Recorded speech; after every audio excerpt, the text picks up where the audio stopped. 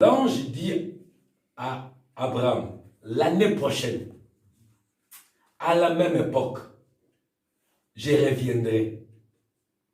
Et ta femme Sarah deviendra enceinte. Ok? L'ange a promis, Dieu a promis combien de choses à Abraham? Des choses.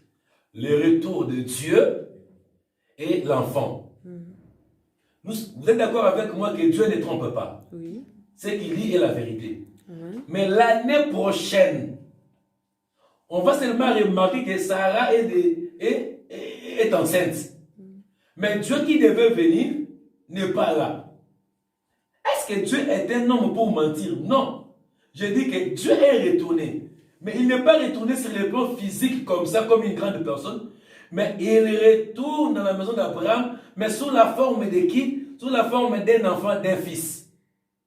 Cela veut dire quoi? C'est lui qui est né dans la maison de Marie. Ce n'est pas l'enfant de Marie, mais c'est Dieu. Donc, c'est lui qui est né dans la maison de Marie, ce n'est pas Marie. Cet enfant-là, il peut paraître comme un enfant. Mais c'est Dieu qui prend la forme de qui? Qui prend la forme d'un enfant. Élisée a envoyé son serviteur pour aller ressusciter un enfant, l'enfant de la Sunamite. Il a dit en cours de route, ne salue personne, tu auras un bâton avec toi. Géhazi est allé, il est arrivé, il est retourné, l'enfant n'est pas ressuscité. Maintenant, Élisée lui-même est parti. Vous savez qu'est-ce qu'Élisée avait fait? Il s'est couché sur l'enfant. Elle m'a dit qu'il a pris ses yeux, il a parqué ça sur les yeux de l'enfant, son œil sur les yeux de l'enfant. C'est-à-dire quoi? Le prophète Élisée est devenu comme ce petit enfant-là. Il s'est identifié à l'enfant.